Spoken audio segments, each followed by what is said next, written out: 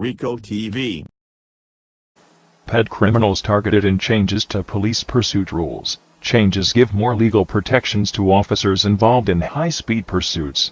Rules on police vehicle pursuits are to be overhauled after warnings that they could be undermining efforts to tackle criminals on mopeds and motorcycles. Rank-and-file leaders have said officers could find themselves in the dock over high-speed chases, as they can be prosecuted for dangerous or careless driving in the same way as any other motorist. Under government proposals published on Tuesday affecting forces in England and Wales, laws surrounding the offences will be amended to recognise police drivers' high level of training.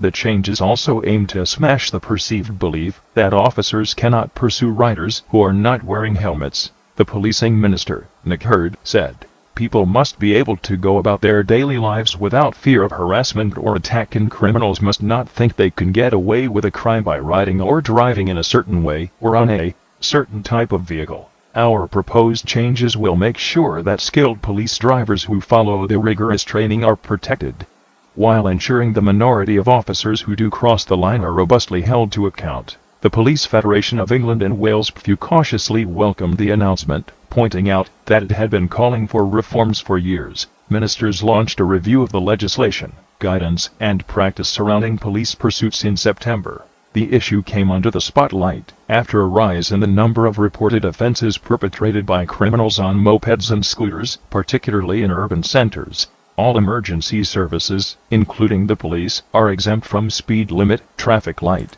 and sign violations when undertaking a 999 response. However, under the current law, the same legal test for careless and dangerous driving offences is applied to police officers as to the general public. Police have raised concerns that officers have to rely on prosecutors' discretion to avoid criminal charges, and face lengthy watchdog investigations and suspension from duty only to be cleared eventually. Under the government's proposals, police drivers would be subject to a separate test when determining whether they should face action after incidents. It would require an officer to drive to the standard of a careful and competent police driver of a similar level of training and skill, using appropriately authorized driving tactics that are necessary and proportionate to the circumstances. A consultation document says the standard would allow investigators, prosecutors, and the courts to take account of the driver's level of training and skill, not only to make allowance for driving beyond that expected from the public, but also if maneuvers or tactics are employed that the driver is not trained or authorized to carry out.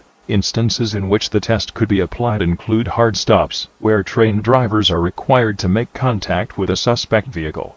Officials are also seeking feedback on whether the changes should cover police response driving, such as when officers are called to a terrorist incident, as well as pursuits. In addition, the government is proposing to make clear in law that a suspect is responsible for their own decision to drive dangerously, and that blame should not be attached to the pursuing officer. This measure aims to dispel the perception that officers cannot chase suspects who are not wearing helmets. The PFU's roads policing lead, Tom Rogers, welcomed the announcement. He added, "I do, however, say this with caution, as this has been an issue we have been campaigning on now for several years, and, although it is a positive step that the government have finally agreed that a legislation change is required, they must now act quickly to prevent more officers suffering unnecessary and often mendacious prosecutions." There were around 10,000 police pursuits and 50,000 response drives in England and Wales. Indiana 2016/17. Richard Bennett of the College of Policing said public safety was crucial in officers' decision-making, and in some circumstances it was appropriate to pursue suspects on mopeds. He said police have to balance the need to take immediate action to pursue an offender against arresting them at a later point.